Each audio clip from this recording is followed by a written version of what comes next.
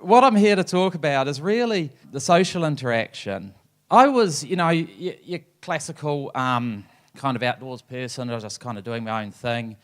A sort of issue cropped up about a year and a half ago that sort of really pissed me off, basically. And it led me down a path of sort of understanding and different perspectives. And this was a photo from a group of us protesting. But what I really want you to look at in this photo is try and work out the age of all those people. And I'm probably the second oldest, I reckon. And you look at all those faces, and they're not the faces in this audience. And I think that's actually a really inspiring thing, because there's a huge amount of energy behind wilderness. And one of the things I want to explain, and one of the things we need to capture, is that energy. Because, in this group of people here, these are the people that will have the energy to bring it forwards. And they're also the people we need to listen to. So I'm just going to explain to you where I live. I live in Arrowtown. And around Arrowtown, so there's Queenstown here, which is, a big tourism centre. And we've got three main easily accessible alpine areas. There's the Remarkables here, Coronet Peak there, and Soho Basin and Pisa Range. And suddenly, within a year, everything I'd taken for granted suddenly looked really shaky and unstable. So just to sort of explain the regions, these four areas I mentioned on the map in more detail. This is the Remarkables. It's one of the most photographed ranges and picturesque ranges in the world. If you Google 10 most beautiful mountain ranges in the world, this will be one of them. It actually has the lowest status of ecological protection that the Department of Conservation has, this range. It's not a national park. It's Section 62? Yeah, Section 62 land, which means if you find something on it that's useful, like a whole lot of copper or uranium or something, you can probably twist the government's arm to, go and dig it up or something like that. So it's an incredible range that has, huge recreational value. In summer, it's got excellent rock climbing. There's Lake Alta, which is a beautiful little lake, and that's my kids having a paddle in it. And when we were up there that day, there was probably sort of 10 or 15 people hanging around this lake. You can swim in it. It's incredibly cold. There's also, the traverse along the summit. It's a great climb. Also, in winter, it's great ski touring. This is just a day trip from the ski field, which is over here, and ice climbing. And then there's also that sort of breed of ice climbing where you use your ice climbing tools, but there's no ice on it. And it's also the sort of area where New Zealand's most sort of aspirational climbers are out there really pushing it hard. They're working here, then they're going and trying it out on Fitzroy, or they're trying to do difficult things on McKinley or Chamonix and things like that. It's an incredibly important recreational area. Like there's a festival, the Remarkables Rock and Ice Festival, and when that's happening, probably in that one weekend, there is more visits on this little bit of mountain than the whole of the Mount Cook National Park. It's incredibly important.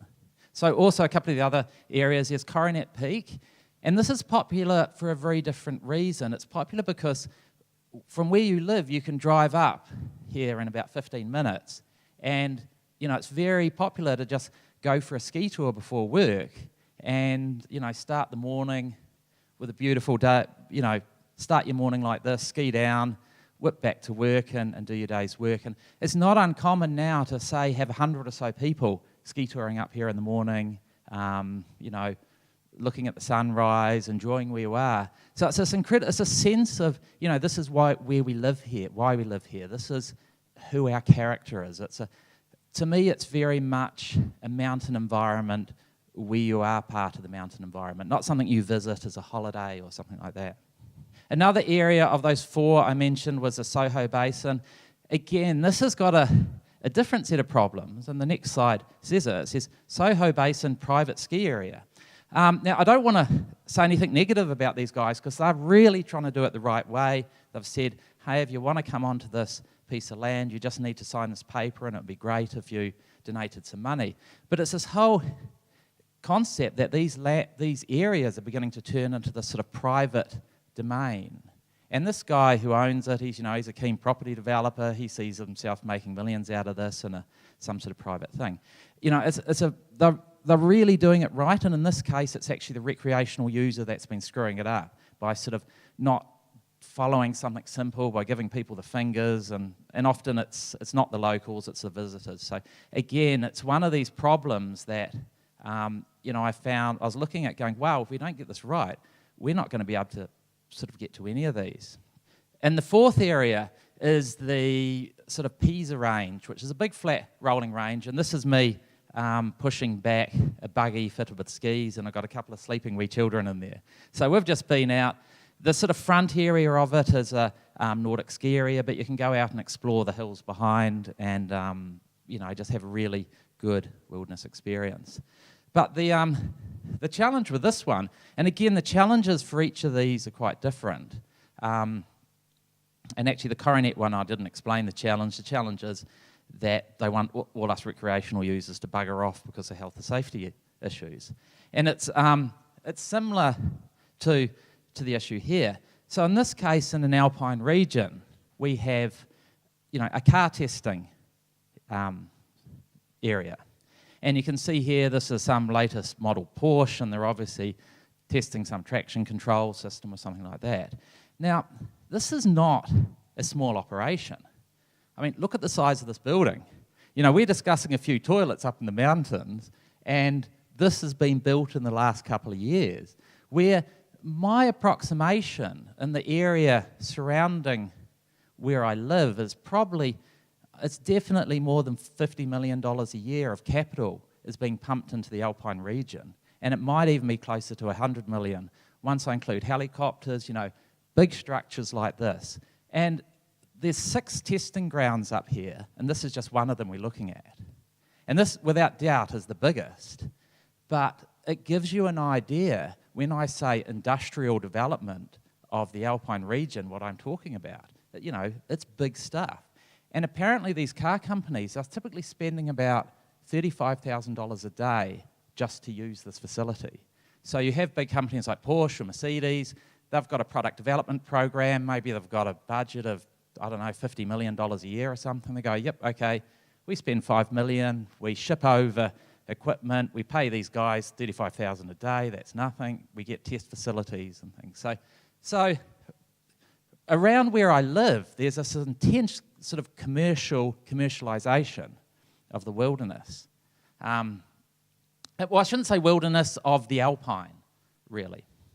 What sort of fired me up and got the started on this whole thing was this road up to the Remarkables.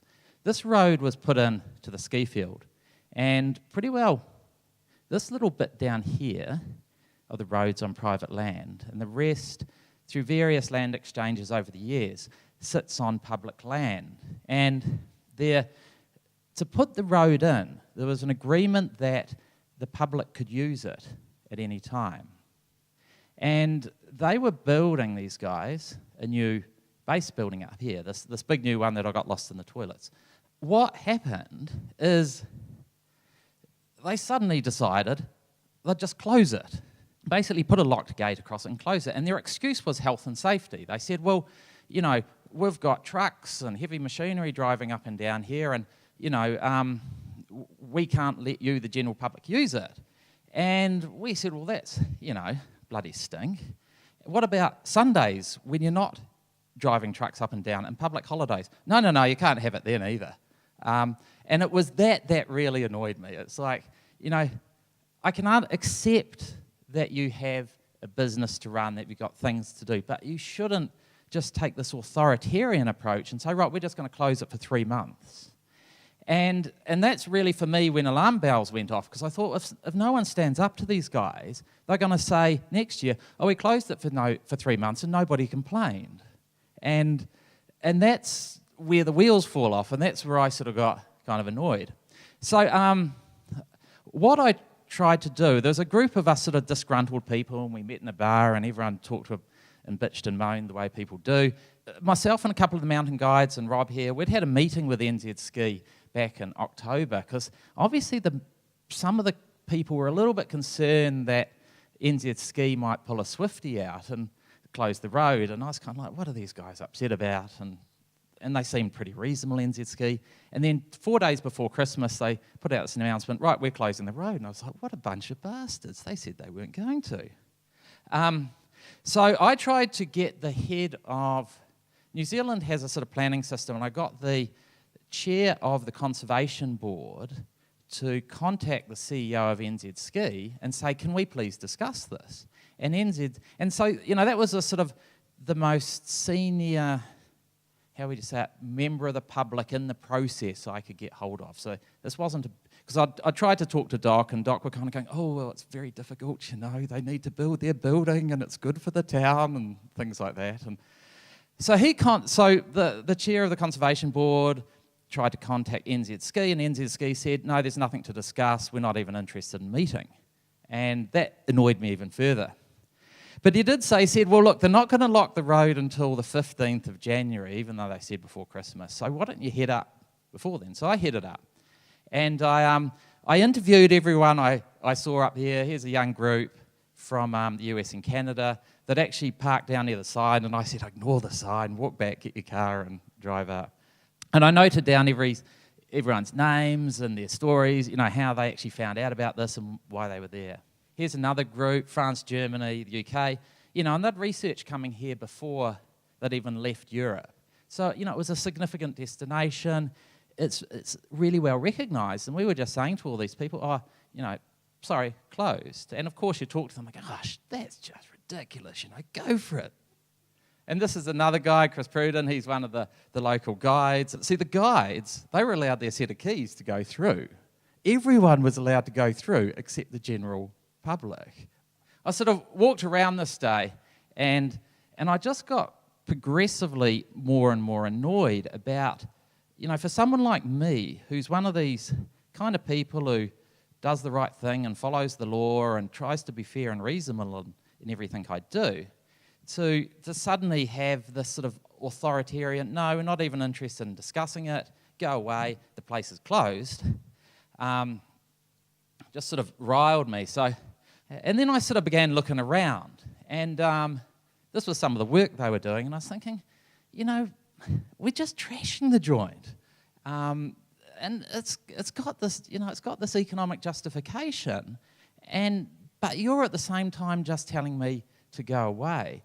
Now, and I kept on looking around, and I looked in the rivers. There's all sort of crap in the waterways, plastic, nothing overly toxic. But this next thing was the kind of thing that pissed me off and motivated me the most, and motivated a lot of other people, and it went, quite viral on social media. So here is this big rock smashing piece of gear, and you can see it's leaking hydraulic oil. It's just sitting there, and I look at this photo and I feel quite sad for my wee son, who's like, oh, is this what we do to mountains? They basically go up there and they say, oh, this hill doesn't quite suit us as a ski field, we'll just smash the thing and get it out the way. And, to me, I really struggle with this concept, because it's all about making this mountain suitable for not very skilled Australian skiers, because that's most of the people that come here and ski. Nothing against Australians, but it's they're the people. And I've talked to the CEO, and he goes, yeah, this is our market. But it's even worse than this, because when this rock hammer thing here is going, and the whole basin reverberates to this dagger, dagger, dagger, dagger, dagger, dagger. And that guy a few slides back, Chris Pruden with his guy, he said, I'm guiding up here, and I'm guiding with this dagger, dagger, dagger, dagger, rock smashing piece of equipment going all through summer. And it's, okay, they're breaking the rocks here, but it's destroying this whole place that's special to us. And then in winter, I've been climbing up along these mountains in winter, and you kind of look down and there's a ski field, but the problem is they have this music blaring out. And it's not even good music.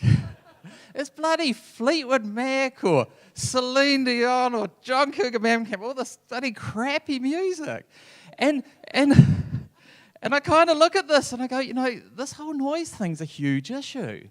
And I heard Doc was going to do, they had some fancy name like Noisescapes or something like that. And I was thinking about this last night, and I was thinking, no, it's a lot simpler than this. And this is my new metric that we all have to agree on, because it's way simple. It's like the Fleetwood Mac versus turd ratio.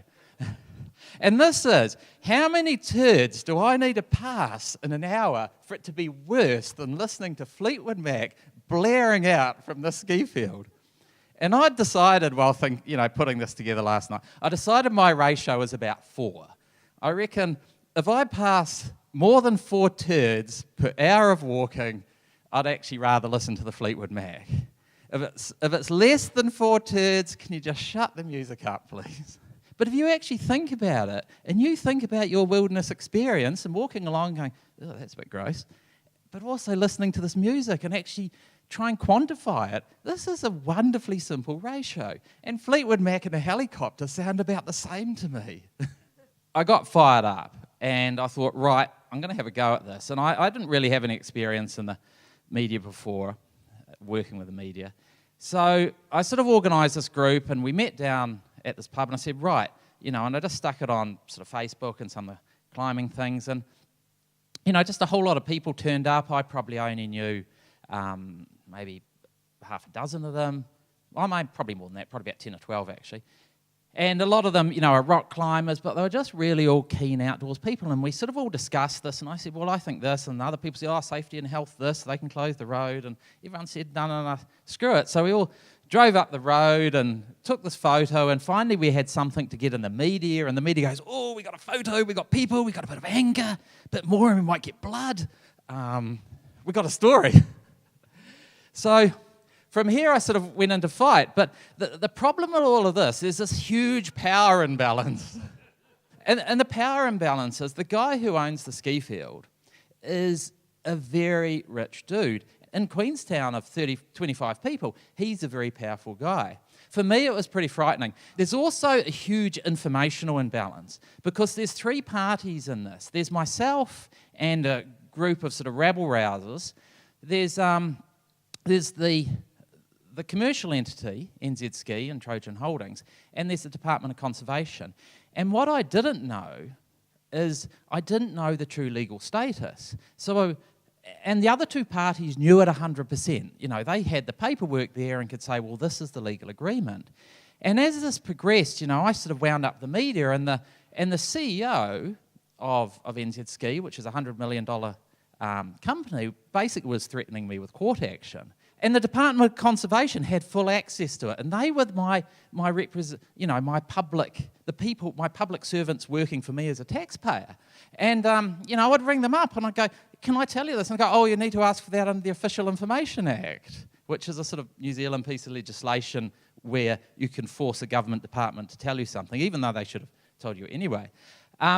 So I did this, but of course it took 5 weeks for this document to get here, and in the meantime, I'm sort of slugging it out in the media. But it was this huge imbalance in information that really, put me in a huge disadvantage, and is happily exploited by the other 2 parties. The commercial party, of course, just wants me to go away, and the government just wants me to shut the hell up.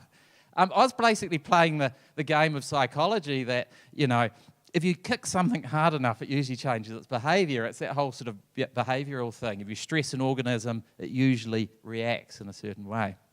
So sort of things progressed for a few weeks, and one of the most important things was it was a team effort, basically with the New Zealand Alpine Club, which was Sam Newton and John Cox. And, I just rang these guys up and they just said, "We're right behind you."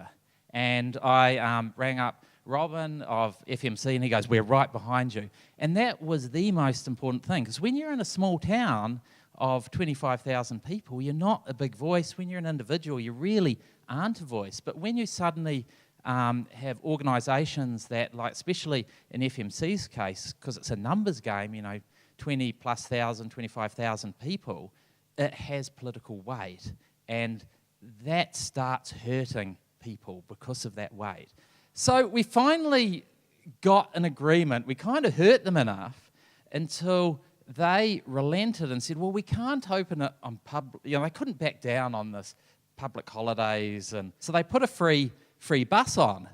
And as far as it really meant, we couldn't kick them anymore, because once the word free came into it, if we said, no, screw your free bus, we want more, the media were just going to slaughter us. So we said, okay, we'll accept that, and, sort of game over, let's let things settle down. So from here, we'd sort of reached the stalemate. A couple of other things cropped up. The Coronet Peak, the ski field on the other side, they suddenly started saying, bugger off out of our ski field, and actually served prosecution notices on a couple of people. And again, this is public land, but they have a lease on it. And all of these areas are actually public land, but they have some overlaying legal issue that prevents recreational access. So I organised a couple of meetings. The first one was we had Robin chair it and myself, and it was very successful. We had 100 people there. Again, the average age was around about, 30. And I sort of had a few slides. I said, okay, where were we 3 years ago? And where are we going to be in 3 years' time? Because this is really the issue. The rate of change was what concerned me. Are we going to actually be paying to access all these alpine areas?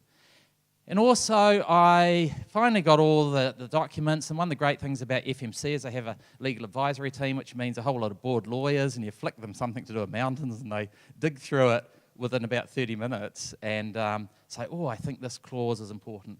And this was a clause that they thought allowed them to close the road for 3 months. They said, we can close it because of weather or road conditions or visibility. And our argument was, no, you're actually manufacturing a condition. And I think we were pretty confident if we really went into fight, we could actually succeed on it. I also went over all these other areas we discussed and tried to find the legal statuses of different things. And basically, the general thing was the public was getting a pretty raw deal out of it all. Someone needed to push back onto these people. And then earlier this year, I organised another one, and again, I had 100 people or so. And by this stage, the product of that first meeting is I actually managed to make friends with the management of CEO and the management of NZ Ski. I'm now on the sort of terms that if a big issue come up, I could actually ring him up and say, hey, Paul, I don't think we're on the right track here. I don't want to get in a big scrap. Can we sit down over a beer and discuss it? And I know he'd go, yeah, I don't want to go in a scrap either. Let's work it out. So I've actually broken through that whole thing, and we're no longer antagonists, and we do, there is that ability to have a discussion. So this one, the next meeting, I actually, we sat down with the ski field at Coronet Peak, and I said, okay, well, let's look at your operational thing. And, the problem is all our ski tourists want to go skiing in the morning here, and they say, well, this is when we're doing all our grooming, and they kind of push this big health and safety argument, and yeah, it's just working through a compromise. They're trying to dictate to us. I'm trying to get a whole bunch of rowdy recreationalists to toe a line. But yeah, we are getting there. So, and this is my sort of bits of advice. Firstly, the media. Have a simple message. You've got to keep it simple to keep the media firing. They love a fight, but they love it if you can fight over 3 to 5 words. The second thing that was incredibly important is we just had all the wrong images. We had images like this, wow, this awesome person climbing. The media don't like that. Colin Monteith here has got lots of beautiful images. It wouldn't run on the media. The worst person for the media is a young, fit, able male. The best person are children. People are children. And from there it goes children, old people, females, and then the worst is the male. You need those photos that engage people who aren't mountaineers. A nice picture of a sunset over a mountain just means what to most people. You've got to engage those people who aren't mountaineers, and the human face is the way through that. And another thing, Department of Conservation. It's really hard. I think the secret is the department needs to work with what I term connectors. And connectors are people like myself who can kind of push these issues into the public realm without the baggage of bureaucracy. And I think it helps both the commercial people and the department to be able to air these issues in a forum where they can kind of take note of the temperature but not actually expose themselves for they're very scared of being beaten up, these public servants. So this is kind of what's happening. I sort of taken, someone like me who's a very time-starved person with a couple of little children seems to suddenly been sort of thrust into this leadership role, and a lot of, a huge number of people who are, most of them all younger than me, and say, hey, Erik's the guy. He's the one out there doing the fight. He's the one leading the path. But it really fascinated me to actually sort of look deeper into this group and say, well, what is it in here? What is it that pulls us all together? Why, like these people here, this woman holding a baby and this guy next to him, you know, they were up there just looking at the view saying, wow, this is beautiful. And we all just turned up and we said, hey, this is our story. And they said, oh man, nobody owns this. We're in for this. We're in to fight with you. And, you know, I look at all these people and I look at the demographic and I look at, you know, like housing. Will these people ever manage to own a house? Maybe not. So a lot of their ownership values are actually projected onto the mountains and things. And I look at all these people and I say, actually, what connects them is this concept of spiritual place. And I've sort of termed this phrase for them. I call, Maori have this very wonderful word, the tangata whenua, the people of the land. And to me, that's very much their thing, you know, we are the people of the land. And I don't want to undermine that concept at all. I really want to enhance it. And I sort of say, well, who are we? And I say, we are the tangata manga. We are the people of the mountains. And it's not because I want to take away at all from the Maori values. It's more, I say, well, this is the actual spiritual place of these people. And, you know, can we, you know, let's be there together. Myself being a new father, one of the things being a climber and an adventurer you have to come to terms with is you have these children. And one of the ideas I developed was climbing with integrity. And it started really saying, whenever I came to anything difficult or dangerous in the mountains, saying, am I actually having integrity to my children, you know? Because they're part of me and I'm part of them. And I have to have that integrity to make the decisions. And as you know, I came across this idea about 3 or 4 years ago, and as it developed, I realised this concept of integrity was actually greater than to my family. It was to the environment, it was to my greater family, my friends, the people around me.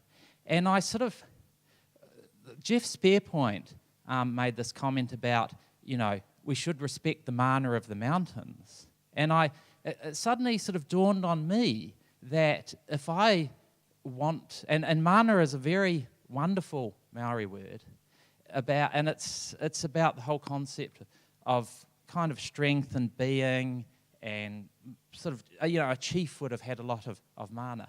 And it's like, I cannot have any mana unless I respect the mana of the mountains. And to me, when I look at a lot of the issues we have here, but also a lot of the people, and whether it's on Everest or Indonesia, what joins us all is we have this common spiritual value in the mountains. And I actually think if to move these issues further and to move them forwards, we actually will get more direction from Maori values and treating things with mana than we will by writing endless documents and endless analysis. Yes, there's a need for that, but I think you always need the guidance. And if you look at young people and what they look for, and they're actually hungry for this guidance, is they want to find the spiritual connection. And, you know, it's like any group of people. To truly lead people, you need to lead them from the heart. You can talk about science, but actually it's from the heart that you lead people. So that's my learning lesson. I hope you enjoyed it, and I'm really interested in sort of how this community, us and people like that, move forwards and develop these sense of values. We've got these wee commercial things we need to kick about, but there's actually a greater movement in values and people, and I think it's incredibly inspiring that in this group here, and equally, you know, these other groups have organised that have had 100 people, that the average age is in the young 30s. So I hope you've enjoyed it, and there's a long road ahead.